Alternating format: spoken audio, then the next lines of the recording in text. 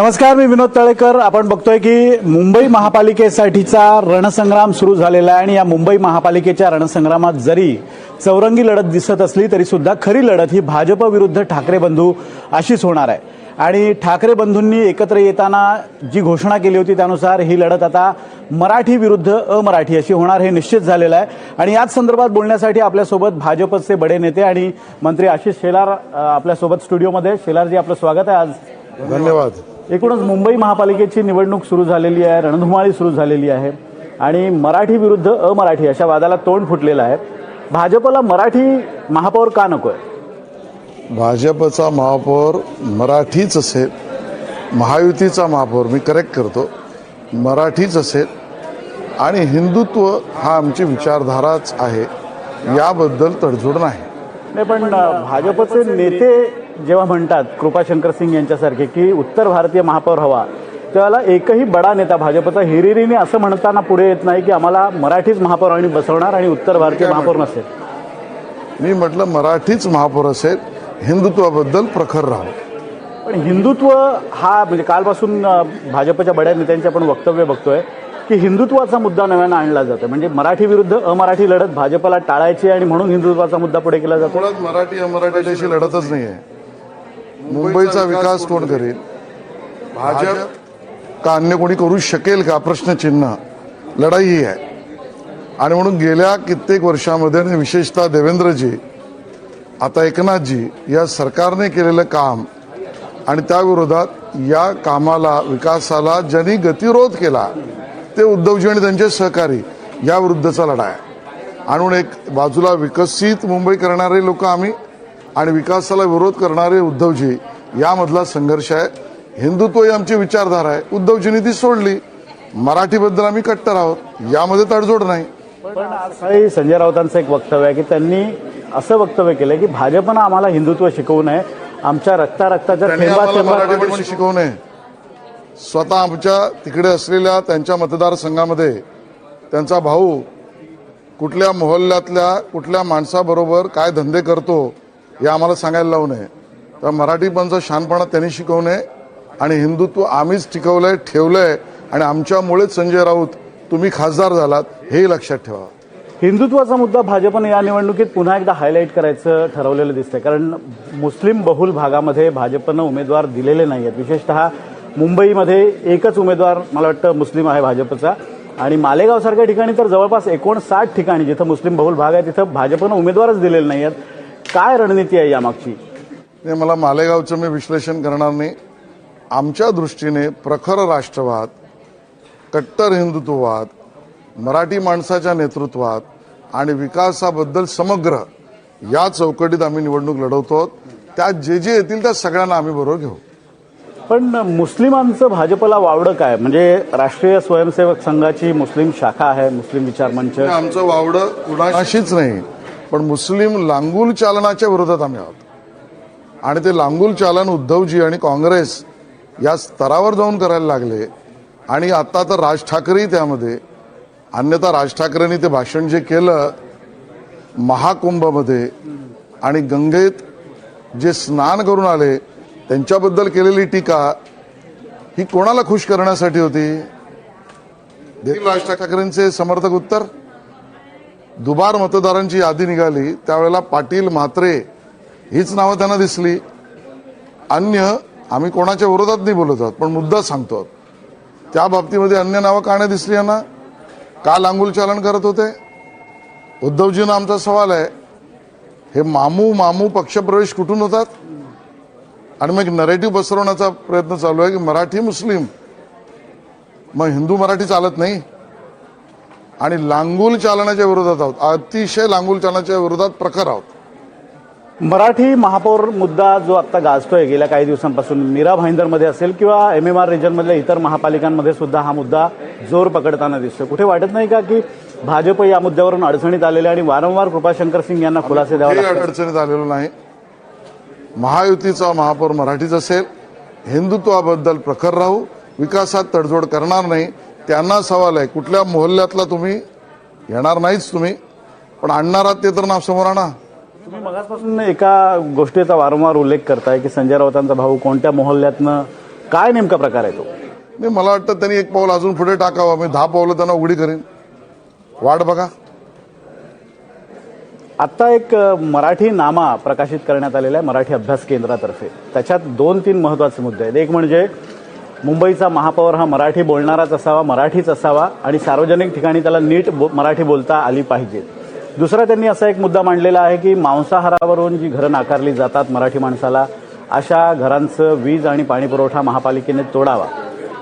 असे अनेक महत्त्वाचे मुद्दे त्यांनी या मराठी नाम्यामध्ये मांडलेले आहेत. तुम्हाला असं वाटतं का की मराठी भाषा, मराठी अभ्यास केंद्र ही ठाकरे धार्जिणी भूमिका घेते? मी यावर कुठलीही टीका टिप्पणी करणार नाही जोपर्यंत ते पूर्ण वाचणार नाही.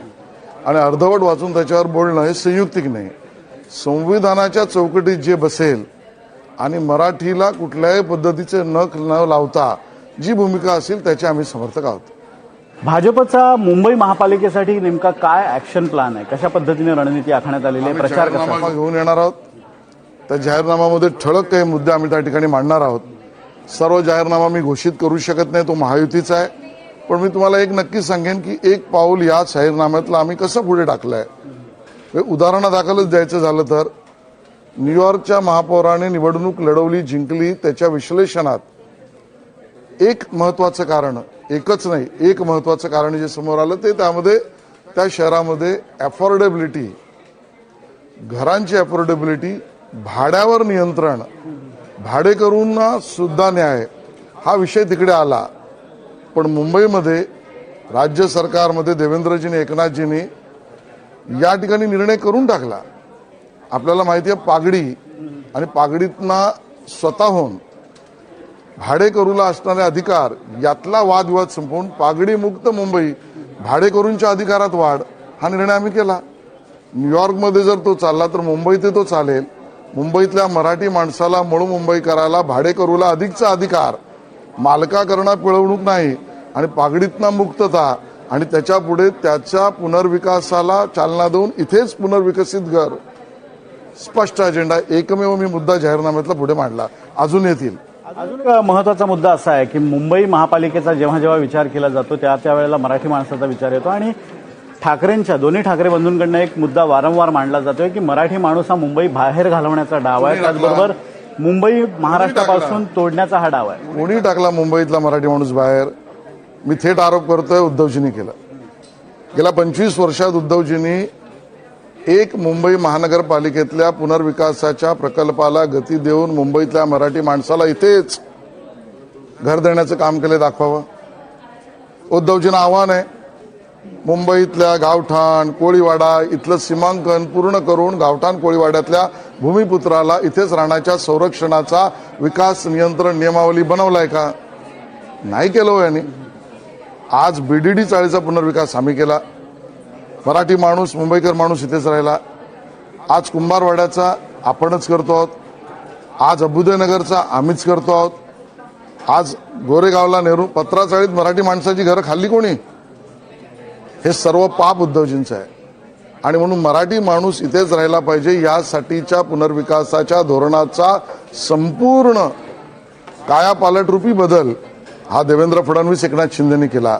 आणि दुर्दैवाने 25 वर्षात त्यांनी काहीच केलं नाही. उद्धव ठाकरेंनी काहीच केलं नाही. काँग्रेस तर जाऊच द्या, आणि राज ठाकरेंचा तर प्रश्नच येत नाही. आणि म्हणून मुंबईतल्या मराठी माणसाला जावं लागलं. आम्ही तर त्याला परत आणणार आहोत.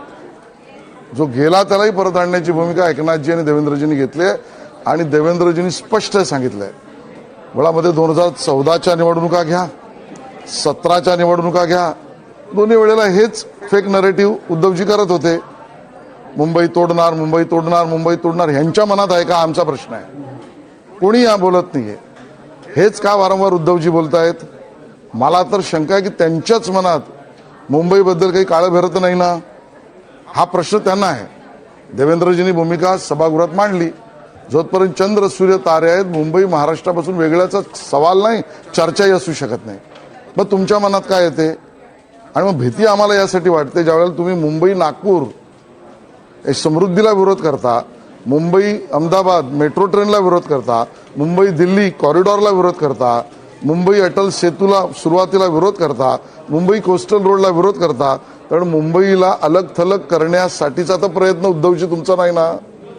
आमचा विकसित मुंबई मराठी माणसाची मुंबई हा आमचा अजेंडा आहे. राज ठाकरेंनी मध्यंतरी जी युतीची घोषणा करताना पत्रकार परिषद एक छोटेखानी घेतली होती, त्यामध्ये एक स्पष्टपणे वक्तव्य केलं होतं. ते म्हणजे मुख्यमंत्र्यांचा अल्लाह हाफिज म्हणतानाचा व्हिडिओचा उल्लेख आला होता आणि त्यावर त्यांनी असं म्हटलं होतं की माझ्याकडे आणखीन खूप व्हिडिओ आहेत. आमच्याकडे व्हिडिओची फॅक्टरी आहे. तुमच्याकडे शॉर्ट फिल्म्स असतील, आमच्याकडे रेग्युलर फिल्म्स आहेत. आणि होऊन जाऊ द्या फिल्म वॉर, आमच्याकडे व्हिडिओ दाखवू आम्ही. राज ठाकरेंना घेण्यासाठी काय रणनीती भाजपने आखली आहे? कारण करण्यासाठी ते मैदानातच कुठे आहेत.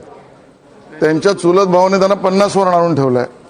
त्यातल्या 20 सीटा तर ज्या त्यांच्या उपयोगाच्या नाही तशी त्यांचीच लोक म्हणतायत. त्यामुळे त्यांची किंमत उद्धवजींच्या पक्षाने 25-30 सीटांवर केली, ते मैदानातच नेत्यांना घेणार काय?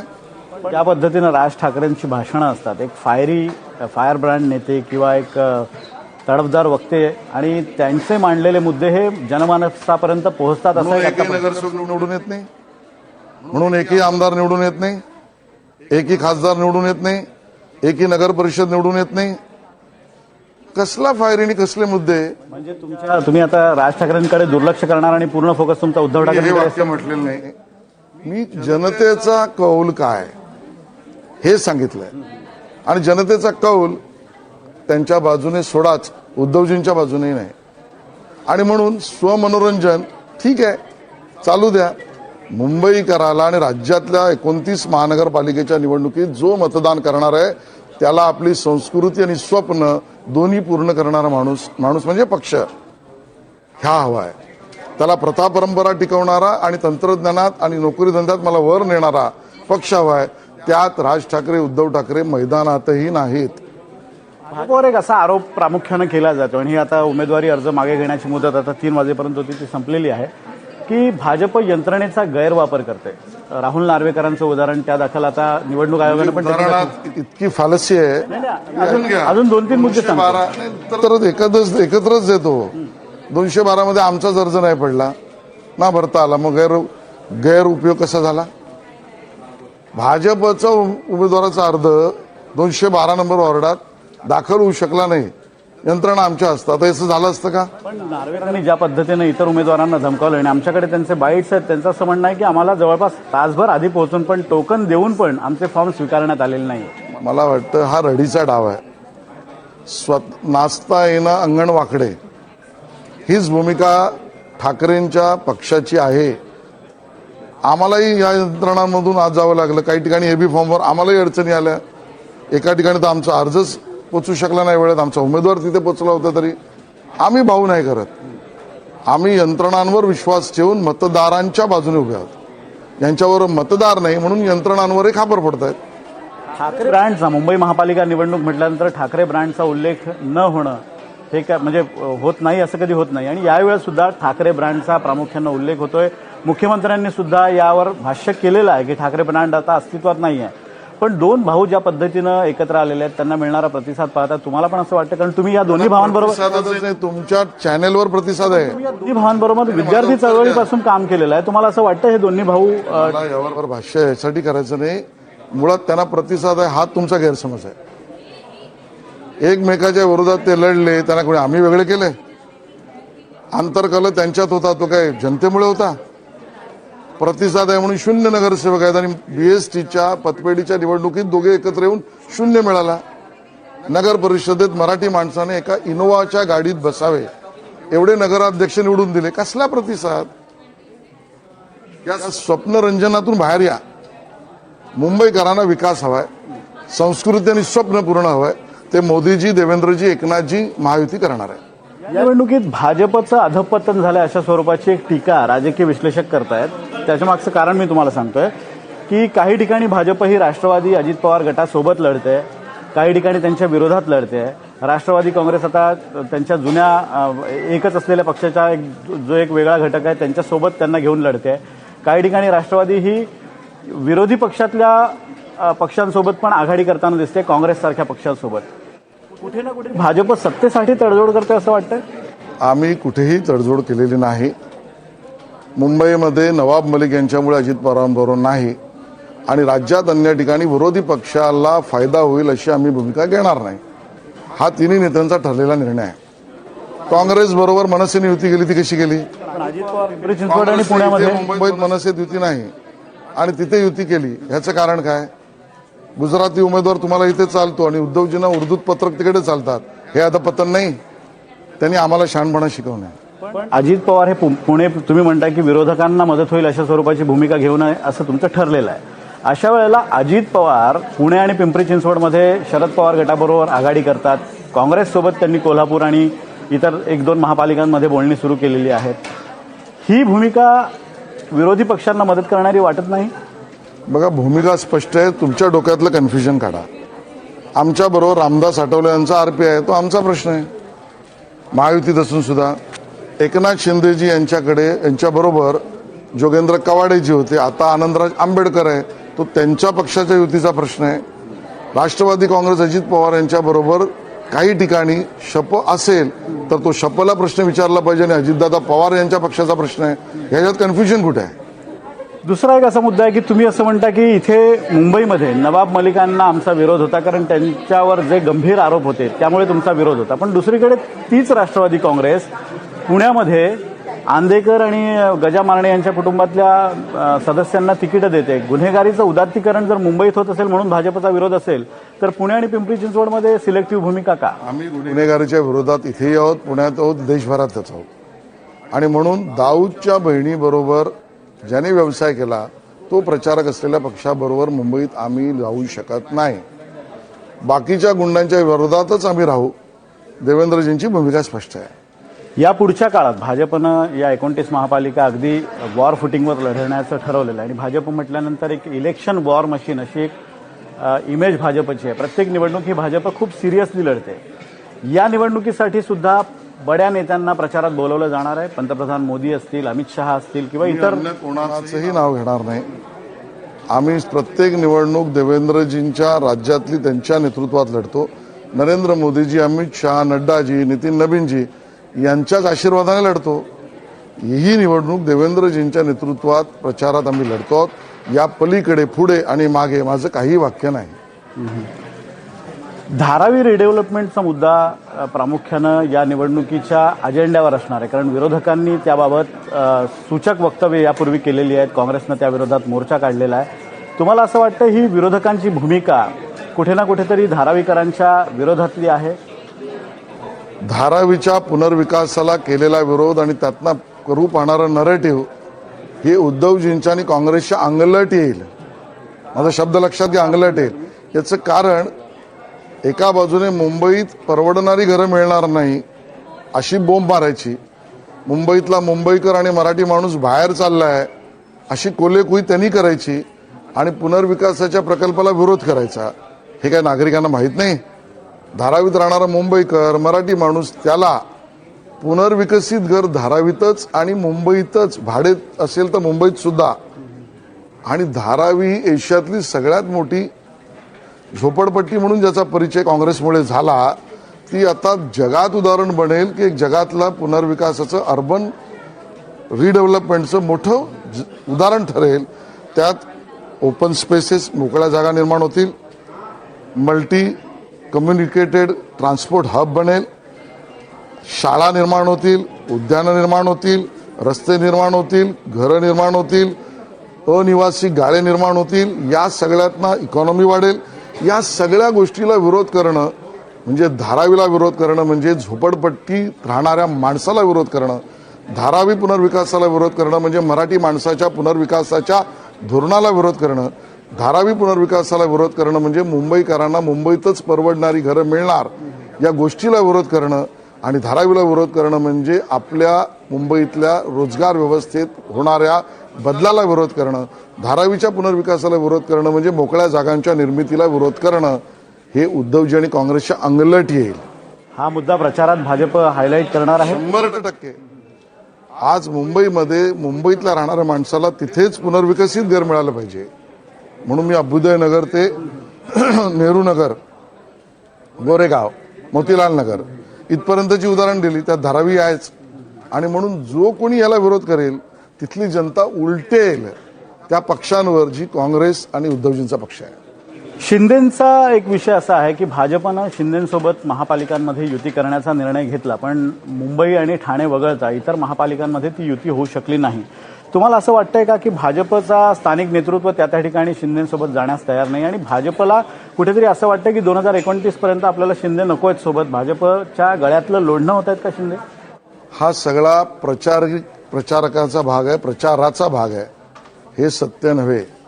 महायुती मजबूत आहे. देवेंद्रजी, एकनाथजी जिथे अजितदादा पवार बरोबर आहेत तिथे आणि राज्य सरकारमध्ये बरोबर आणि रामदास आठवलेजी आम्ही मजबूत आहोत. तुटले महाविकास आघाडी, कुठे गेली काँग्रेस, कुठे आहे कुठे नाही, शपथची किंमत काय, 10-15 जागाही दिला नाहीत. समाजवादी पार्टी विधान परिषदेत वापरली, आता बाजूला केली. एका बाजूला उद्धवजींनी जागा मनसेला अशा दिल्या की त्यांना नगण्य, त्यांची किंमत फालतूत करून टाकली. प्रॉब्लेम तिकडे आहे. आमच्याकडे भूमिका स्पष्ट आहे. आम्ही महायुतीत लढू, विरोधकांना फायदा होईल अशा ठिकाणी आम्ही वेगळी भूमिका सहमतीने घेऊ.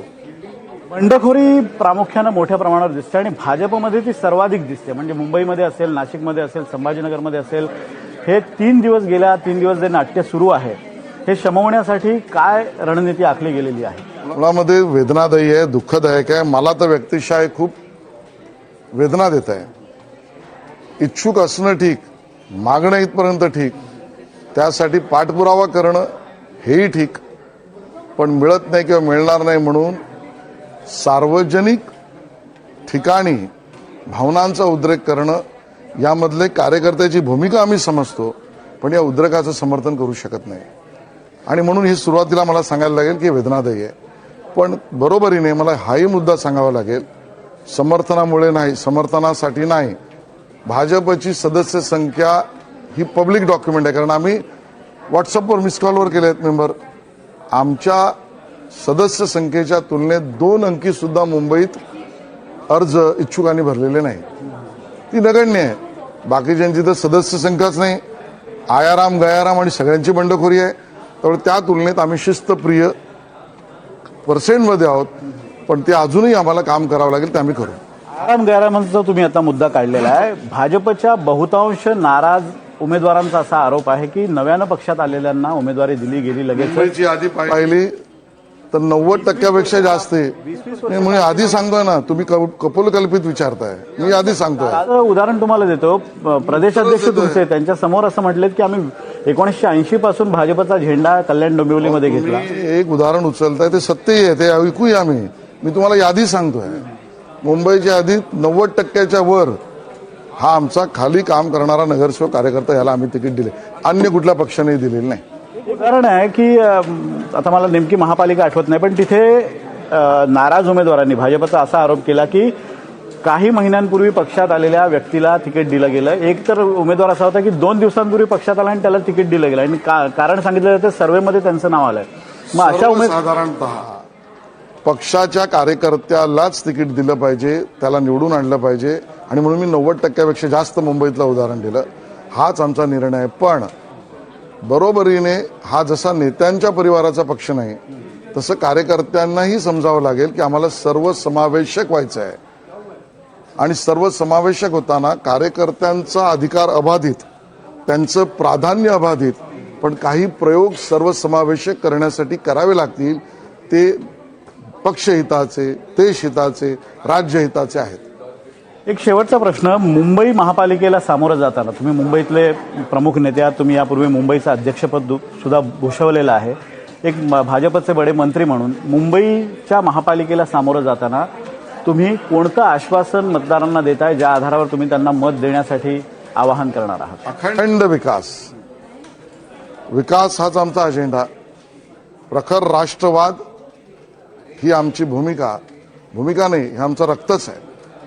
हिंदुत्ववाद ही आमची विचारसरणी आणि मराठीबद्दल कट्टर हा आमचा कार्यक्रम. आशिषजी, आमच्याशी संवाद साधल्याबद्दल. तर हे होते आशिष शेलार, मुंबईतले एक भाजपचे बडे नेते, मंत्री आणि भाजपच्या निर्णय प्रक्रियेत महत्वाचा वाटा असणारे असे हे नेते आहेत. त्यांच्या मते मुंबईमध्ये मराठीच महापौर होणार आहे आणि मराठी विरुद्ध अमराठी अशी लढतच नाही आहे. हिंदुत्वाचा अजेंडा भाजपच्या अजेंड्यावर आता नव्यानं आलेलं नाहीये, तर यापूर्वी सुद्धा भाजपनं हिंदुत्वाचा कायमच पुरस्कार केलाय. आता या सगळ्या भूमिकेला मुंबईकर कसं उत्तर देणार ते पाहणं महत्वाचं असेल. धन्यवाद.